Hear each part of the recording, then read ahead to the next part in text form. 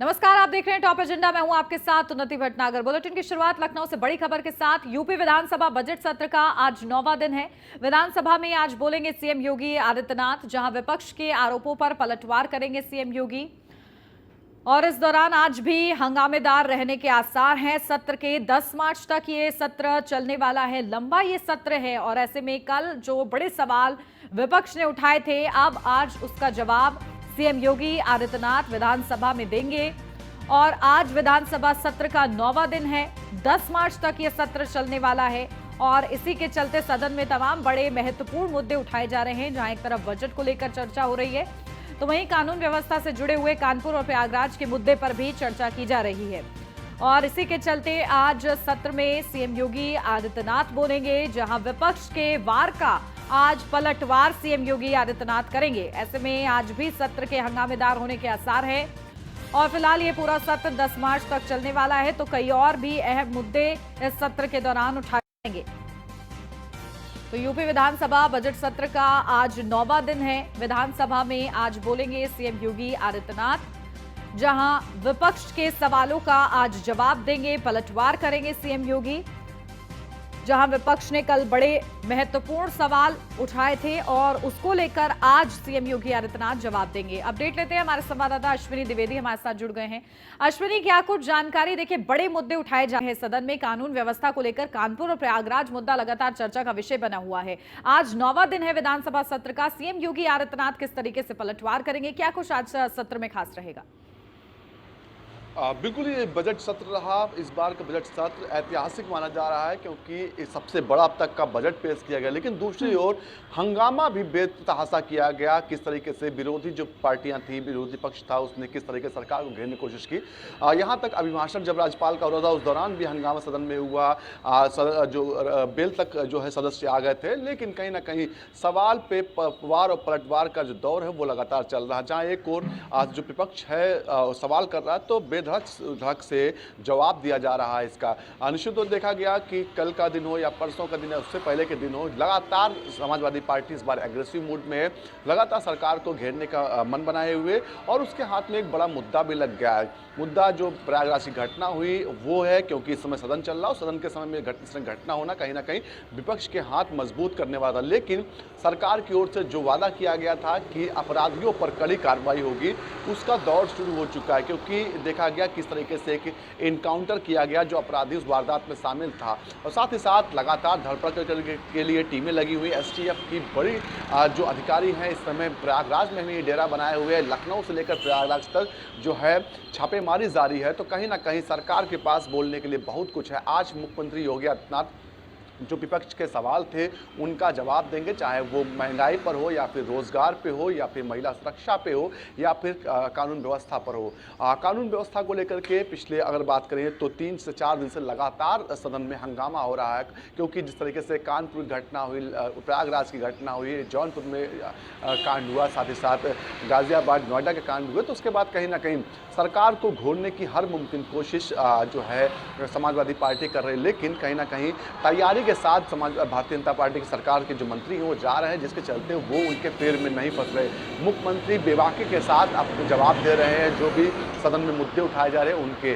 कल देखा गया किस तरीके से उप मुख्यमंत्री कृष्ण प्रसाद मौर्य ने जो है समाजवादी पार्टी को घेरा, किस तरीके से उनको आईना दिखाया कि आपकी सरकार में क्या क्या हुआ था, कानून व्यवस्था के क्या कैसे इंतजाम थे। इससे पहले देखा गया कि उप मुख्यमंत्री जो है ब्रजेश पाठक ने भी आईना दिखाया था। और आज मुख्यमंत्री का नंबर है। और मुख्यमंत्री के बारे में कहा जाता है कि वो बोलने में इतने बेबाक हैं, इतने स्पष्टवादी हैं, साथ ही साथ उनके पास जानकारी इतना ज़्यादा होती है कि सामने वाले का मुंह बंद हो ही जाता है। तो ऐसे में देखना होगा कि आज सदन का माहौल कैसा होगा, क्या हंगामा होगा। लेकिन अगर माने तो हंगामा होने के पूरे आसार है, क्योंकि जहां एक और सरकार अपना जवाब देगी, मुख्यमंत्री जवाब देंगे, तो सदस्य जो विपक्ष पार्टी है जरूर हंगामा करेंगी। क्योंकि अमूमन देखा जाता है विपक्षी जो होते हैं सरकार के जवाब से संतुष्ट नहीं होते। तो ऐसे में एक बार फिर वही दृश्य दिखाई देगा विधानसभा में। जी बिल्कुल। और जिस तरीके से देखिए विपक्ष की तरफ से तंज कसा गया है कि ये सिर्फ डायलॉग की सरकार है, उसको लेकर क्या कुछ जवाब आज सीएम योगी आदित्यनाथ देते हैं, ये देखना होगा। ठीक है अश्विनी, बने रहिए आप हमारे साथ, लौटती हूँ आपके पास। और अब बढ़ते आगे लखनऊ से खबर। यूनिवर्सल अपार्टमेंट में पुलिस की रेड। पूर्व सांसद माफिया अतीक अहमद के फ्लैट पर प्रयागराज पुलिस ने छापेमारी की। शूटर्स के इस अपार्टमेंट में रुकने की बात सामने आई है।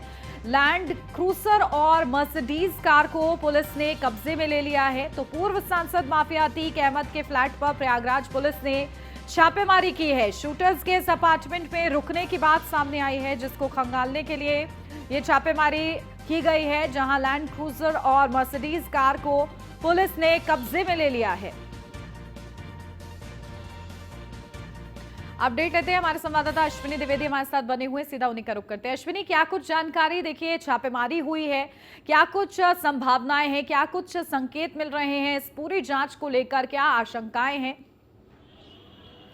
बिल्कुल, जो प्रयागराज की घटना हुई थी उसके बाद सरकार कहीं ना कहीं लगातार एक्टिव है। मुख्यमंत्री खुद मामले की मॉनिटरिंग कर रहे हैं। इसके अलावा उन्होंने अपने 2 बहादुर सिपाहियों को लगाया, जिसमें से एक ADG law and order Prashant Kumar है, दूसरे एडीजी एसटीएफ हैं।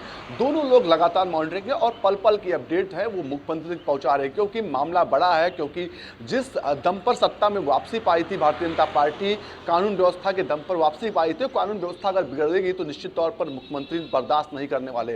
उन्होंने इसका कहीं ना कहीं उदाहरण में दिया है। पहला एनकाउंटर हो चुका है, जो अपराधी उस घटना में शामिल था, साथ ही साथ जो दूसरे और अन्य अपराधी है उनकी धरपकड़ के लिए लगातार टीमें लगी हुई हैं। लखनऊ से लेकर के प्रयागराज हो या फिर कौशाम्बी हो या फिर कानपुर हो, तमाम जो जिले हैं उत्तर प्रदेश के, इसके अलावा दूसरे प्रदेशों में भी छापेमारी का दौर शुरू है। साथ ही साथ जो सीमाएं हैं प्रदेश की, उनको भी सील किया गया, एक्टिव पुलिस की गई है। नेपाल की ओर जाने वाली सीमाएं प्रदेश की हैं, वहां पर ज़्यादा सतर्कता बरती गई है।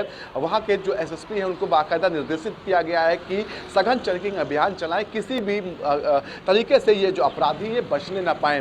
क्योंकि सबसे बड़ा कहीं ना कहीं एक वादा उत्तर प्रदेश की जनता से मुख्यमंत्री का कानून व्यवस्था का था कि कानून व्यवस्था उत्तर प्रदेश में बिगड़ने नहीं पाएगी, और इन अपराधियों ने खुली चुनौती सरे रहा, बमबाजी और असलहे लहरा कर दी कि उत्तर प्रदेश में कानून व्यवस्था का राज खत्म हो रहा है। लेकिन ऐसा नहीं होने वाला है। मुख्यमंत्री ने एक बार फिर कह दिया है, उन्होंने बयान भी दिया था विधानसभा में कि मिट्टी में मिला दूंगा, और उसका काम शुरू हो चुका है। कल अगर बात करें तो जो महानगर स्थित जो यूनिवर्सल अपार्टमेंट है वहां पर पुलिस की रेड पड़ी थी। रेड के दौरान वहां पर 2 गाड़ियां बरामद हुई, जिसमें लैंड क्रूजर और मर्सिडीज है। एक लैंड क्रूजर है जो वेस्ट बंगाल के नंबर की है, साथ ही दूसरी जो गाड़ी है वो दिल्ली के नंबर की है। और साथ ही साथ उन गाड़ियों को जब्त किया गया है। पुलिस को आशंका थी कि जो घटना हुई थी उसके घटना के बाद शूटर थे, यहाँ पर उन्होंने पनाह ली थी, जिसके बाद यहाँ पर छापेमारी। हालांकि वहाँ पर कोई व्यक्ति नहीं मिला, लेकिन पुलिस की निगरानी एक एक चीज़ पर है। अतीक के जो गुर्गे हैं, अतीक के जो चाहने वाले, मानने वाले या उनके संपर्क में, सब पर नज़र रखी जा रही है। और कहीं ना कहीं हर जगह छापेमारी हो रही है लगातार। अगर बात करें सूत्रों की, तो अब तक 100 से ज़्यादा जगहों पर छापेमारी हो चुकी है। अपने आप में बड़ी चीज़ है, क्योंकि एसटीएफ हो, पुलिस हो, सबके लिए ये कहीं ना कहीं एक बड़ा चैलेंज है। उस चैलेंज को इन लोगों ने स्वीकार किया है, और जल्द ही बड़ी और कार्रवाइयाँ देखने को मिलेंगी। जी बिल्कुल, और उसी कार्रवाई का इंतजार है। बहुत शुक्रिया अश्विनी, आपका तमाम जानकारी।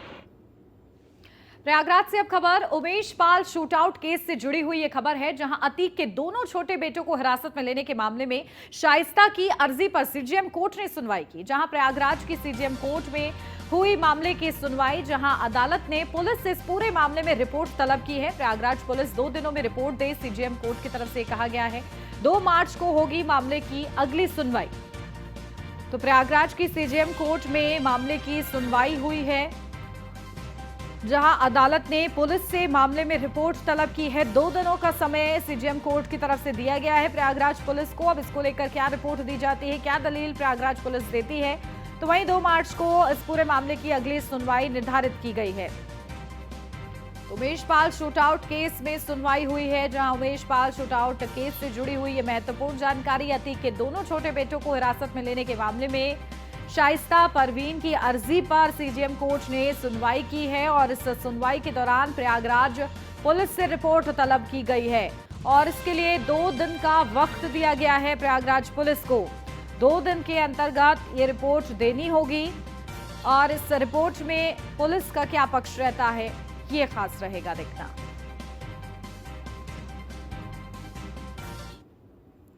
इलाहाबाद हाईकोर्ट बार एसोसिएशन का बड़ा बयान। उमेश पाल हत्याकांड का मुख्य साजिशकर्ता पर दिया है बयान, जहां हाईकोर्ट बार एसोसिएशन का सदस्य नहीं है हत्याकांड का आरोपी।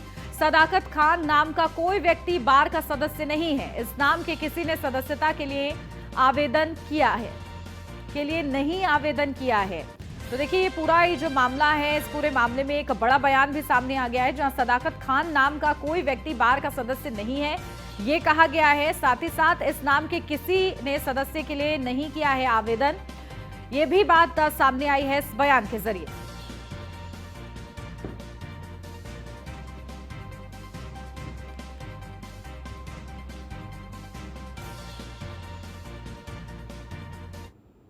उमेश पाल हत्याकांड से जुड़ी एक और महत्वपूर्ण खबर आपको बता दें। सदाकत खान की न्यायिक अभिरक्षा मंजूर। सदाकत की 14 दिनों की न्यायिक अभिरक्षा मंजूर। 13 मार्च को मामले में अगली सुनवाई होगी। एसआरएन अस्पताल में सदाकत का इलाज चल रहा है। हत्याकांड की साजिश में शामिल था सदाकत खान। तो 14 दिनों की न्यायिक अभिरक्षा मंजूर की गई है। सदाकत खान की हत्याकांड की साजिश में शामिल था सदाकत खान, जहां एसआरएन अस्पताल में सदाकत का इलाज चल रहा था। तो एसआरएन अस्पताल में सदाकत का इलाज चल रहा था। हत्याकांड की साजिश में शामिल था सदाकत खान, और इसको लेकर ये बड़ी और महत्वपूर्ण जानकारी, जहां 14 दिन की अभिरक्षा मंजूर की गई है सदाकत खान की। तो सदाकत की 14 दिनों की न्यायिक अभिरक्षा मंजूर हुई है। अब उससे पूछताछ की जाएगी इस पूरे मामले को लेकर, जहां इस उमेश पाल हत्याकांड में सदाकत का नाम भी सामने आ रहा है। आरोपी की भूमिका में वो भी नजर आ रहा है और इसी को लेकर पूछताछ की जा रही है। एसआरएन अस्पताल में सदाकत का इलाज चल रहा है।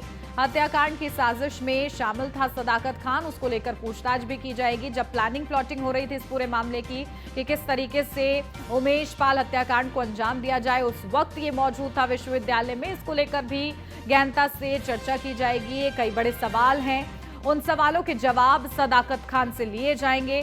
फिलहाल 14 दिनों की न्यायिक अभिरक्षा मंजूर कर ली गई है और इसी के साथ इस पूरे मामले में जांच आगे बढ़ेगी। 13 मार्च को आपको बता दें इस पूरे मामले की अगली सुनवाई होगी। अपडेट लेते हैं, हमारे संवाददाता विवेक पांडे हमारे साथ जुड़ गए हैं। विवेक, क्या कुछ जानकारी? देखिए, सदाकत खान 14 दिन की न्यायिक हिरासत में है, ऐसे में उनसे पूछताछ भी की जाएगी, और क्या कुछ इस पूरे मामले पर अपडेट मिल रही है? क्योंकि लगातार सदाकत खान का नाम सामने आ रहा है, कई बड़े सवाल हैं जिनके जवाब मिलने बाकी है। जी बिल्कुल, अगर सदाकत खान की बात करें तो सदाकत खान को पुलिस ने पकड़ा था मुस्लिम बोर्डिंग हॉस्टल से, जहाँ से वो पकड़े गए। तो पकड़ने के दौरान ही उनको चोट लग गई थी जब एसटीएफ उनको पकड़ रही थी, इसलिए उनको न्यायिक परीक्षा में 14 दिन की भेजा जा रहा है। उसके बाद पुलिस उनसे पूछताछ करेगी। कई बड़े सवाल है क्योंकि मामला बड़ा है और कई चीजें पुलिस को इसमें जाननी है, समझनी है। तो हर एंगल पे, हर बिंदु पर पुलिस उनसे पूछताछ करेगी। पूछताछ करने के बाद फिर आगे की कार्रवाई होगी। फिलहाल 14 दिन के लिए उनको न्यायिक परीक्षा में भेजा गया है। जी बिल्कुल, 14 दिन की न्यायिक अभिरक्षा, और उसके बाद किस तरीके से इस पूरे मामले पर सवाल किए जाते हैं और सदाकत खान की तरफ से क्या कुछ जवाब सामने आते हैं। तो देखिए, लगातार इस पूरे मामले में कहीं ना कहीं जो भूमिका है सदाकत की और उनका जो कनेक्शन है, उसको लेकर भी बड़े सवाल खड़े हो रहे हैं विवेक, बार बार। इसको लेकर इस एंगल से भी क्या जांच की जाएगी? चलिए, शायद संपर्क टूट गया विवेक के साथ हमारा, लेकिन फिलहाल ये बड़ी खबर आपको बताई है, जहां हत्याकांड की साजिश में शामिल था सदाकत खान और उसको फिलहाल 14 दिन की न्यायिक अभिरक्षा में रखा गया है, और इसके बाद इस पूरे मामले में पूछताछ होगी गहनता के साथ। लखनऊ से अब खबर, भोपाल उज्जैन पैसेंजर ट्रेन में ब्लास्ट का पूरा मामला। ब्लास्ट के दोषियों को फांसी की सजा सुनाई गई है। एक दोषी को आजीवन कारावास की सजा हुई है। एनआईए स्पेशल कोर्ट ने फांसी की सजा सुनाई है। सजा आईपीसी की धारा 121 के तहत सुनाई गई है। आईएसआईएस आतंकी मोहम्मद फैजल गौस मोहम्मद खान को फांसी की सजा। मोहम्मद अजहर आतिफ मुजफ्फर मोहम्मद दानिश को भी फांसी की सजा। सैयद मीर हुसैन आसिफ इकबाल उर्फ रॉकी को भी फांसी की सजा। मोहम्मद आतिफ उर्फ अतीफ ईरानी को उम्र कैद की सजा। 7 मार्च 2017 को यूपी एटीएस ने दर्ज किया था ये पूरा मामला। गिरफ्तार आतंकियों से असलहे बारूद भी बरामद हुए थे। आईएसआईएस के खुरासान मॉड्यूल से जुड़े हुए हैं ये सभी आतंकी। तो एनआईए के स्पेशल कोर्ट ने ये बड़ी सजा सुनाई है, जहां फांसी और उम्र कैद की सजा हुई है। अब इसी के माध्यम से बड़ा संदेश कि आतंकी साजिश रचने वालों को बख्शा नहीं जाएगा। ब्लास्ट से जुड़ा हुआ ये पूरा मामला 7 मार्च 2017 को यूपी एटीएस ने ये पूरा मामला दर्ज किया था। किस तरीके से साजिशन इन लोगों ने ब्लास्ट करवाया था उसको लेकर कड़ियां जोड़ते हुए ये जांच चली और इन लोगों के नाम सामने आए, इनकी भूमिका सामने आई, जिसके बाद अब सजा का ऐलान कर दिया गया है और इसमें आजीवन कारावास और फांसी की सजा का ऐलान किया गया है। तो ब्लास्ट के दोषियों को फांसी की सजा, एक दोषी को आजीवन कारावास की सजा भी सुनाई गई है। तो दोषियों के नाम भी आपको लगातार बता रहे हैं, जहां एनआईए स्पेशल कोर्ट ने ये फांसी की सजा सुनाई है, जिसके तहत सजा आईपीसी की धारा 121 के तहत हुई है और आईएसआईएस आतंकी मोहम्मद फैजल गौस मोहम्मद खान को फांसी की सजा सुना दी गई है। इसी के साथ मोहम्मद अजहर आतिफ मुजफ्फर मोहम्मद दानिश को भी फांसी की सजा सुना दी गई है। सैयद मीर हुसैन आसिफ इकबाल उर्फ रॉकी को भी फांसी की सजा सुना दी गई है। तो मोहम्मद आतिफ उर्फ आतिफ रानी को उम्र कैद की सजा सुनाई गई है। तो 7 मार्च 2017 को यूपी एटीएस ने ये पूरा मामला दर्ज किया था और अब इस पूरे मामले में 2023 में जाकर इन आतंकियों को सजा का ऐलान किया गया है, फांसी की सजा सुनाई गई है और इसी के साथ एक आरोपी को उम्र कैद की भी सजा हुई है।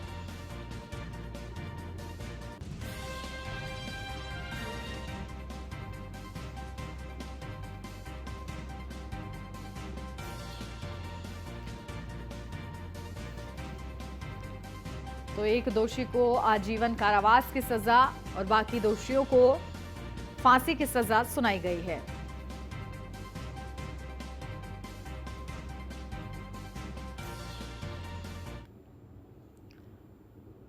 अगली खबर मथुरा से, जहां जैत थाना इलाके के छठीकरा चौराहे पर कार सवार महिलाओं ने ट्रैफिक सिपाही पर हमला कर दिया। दरअसल होली के त्योहार को लेकर मथुरा रोज हजारों श्रद्धालु पहुंच रहे हैं। ऐसे में पुलिस भी सुरक्षा को लेकर चेकिंग अभियान चला रही है।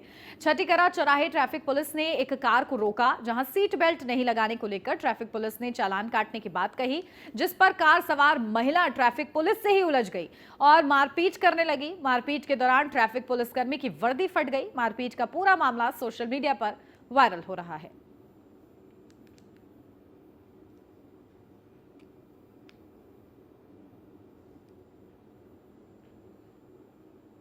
बरेली के कटरी में हुए 11 जनवरी को ट्रिपल मर्डर मामले में हत्या में शामिल आरोपियों पर शिकंजा कसता जा रहा है। 21 लोगों पर पुलिस ने गैंगस्टर की कार्रवाई की है। ट्रिपल मर्डर मामले में सुरेश पाल सिंह तोमर समेत 20 लोगों पर शिकंजा कसता जा रहा है।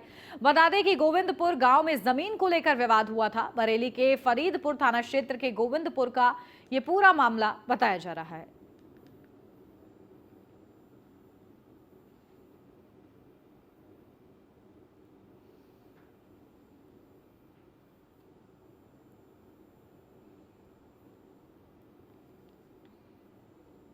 संभल के विकास खंड के गांव अर्जुनपुर खुर्द के प्राथमिक विद्यालय का डीएम मनीष बंसल ने औचक निरीक्षण किया। डीएम ने मिड डे मील खाया, जिसका वीडियो सोशल मीडिया पर वायरल हो रहा है। दरअसल प्राथमिक विद्यालय में डीएम औचक निरीक्षण करने पहुंचे, जहां पर उन्होंने मिड डे मील का खाना खाकर उसकी गुणवत्ता चेक की। खाना मेन्यू के अनुसार नहीं होने पर डीएम ने फटकार लगाई। इतना ही नहीं, डीएम ने प्रधान अध्यापक को 1 दिन का वेतन काटने के आदेश दिए और शिक्षा मित्र को कारण बताओ नोटिस दिया और वहां पर खाना बना रही रसोइयों को हटाकर उसकी जगह एनजीओ को खाना बनाने के निर्देश दिए हैं।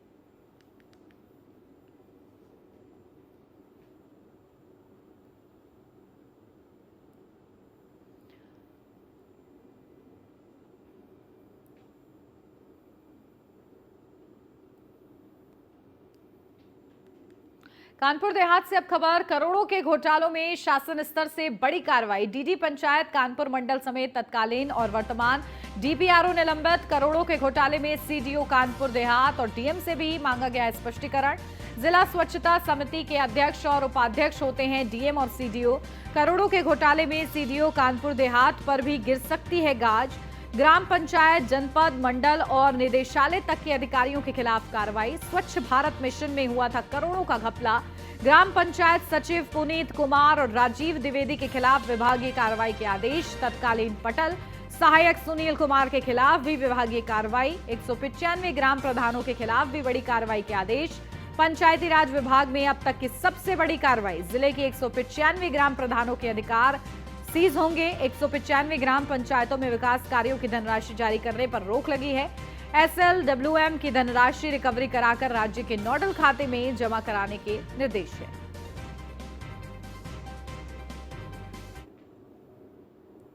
दिल्ली NCR में बारिश, जहां दिल्ली नोएडा समेत कई जगहों पर हल्की बूंदाबांदी, जहां बारिश के बाद एक बार फिर ठंड की वापसी हो सकती है। तो आज की मौसम अपडेट। दिल्ली NCR में बारिश, दिल्ली नोएडा समेत कई जगह पर हल्की बूंदाबांदी दर्ज की गई और इसी के साथ दिल्ली नोएडा समेत कई जगहों पर हल्की बूंदाबांदी हुई। उम्मीद है बारिश के बाद एक बार फिर ठंड की वापसी हो सकती है। तो दिल्ली NCR में मौसम आज सुहावना है, जहां दिल्ली नोएडा समेत कई जगहों पर हल्की बूंदाबांदी दर्ज की गई है।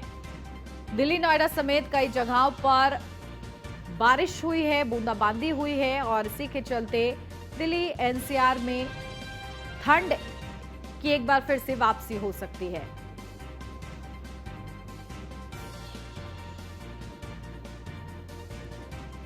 तो मौसम की अपडेट ये आपको बता दें, जहां दिल्ली नोएडा समेत कई जगहों पर हल्की बूंदाबांदी हुई है।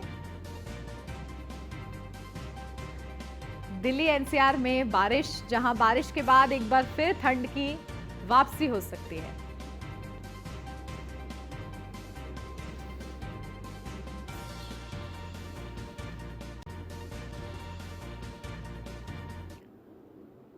और अब खबर बुलंदशहर से है। सड़क क्रॉस कर रही इंटरमीडिएट की छात्रा को बेकाबू ट्रैक्टर ने रौंद दिया है। हादसे में छात्रा की दर्दनाक मौत हो गई है। परीक्षा देकर घर लौट रही थी छात्रा। पुलिस ने चालक को ट्रैक्टर के साथ हिरासत में ले लिया है।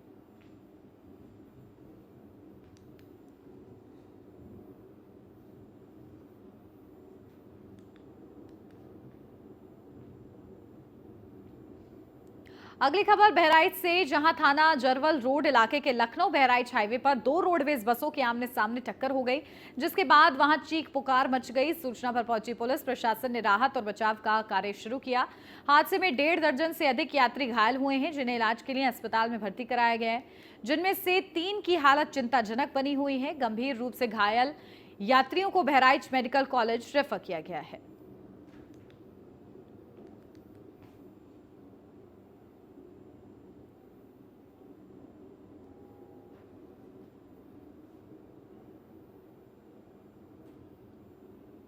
और इसी के साथ इस बुलेटिन में बस इतना ही। खबरों का सिलसिला आगे भी जारी है। आप बने रहिए न्यूज़ 1 इंडिया के साथ।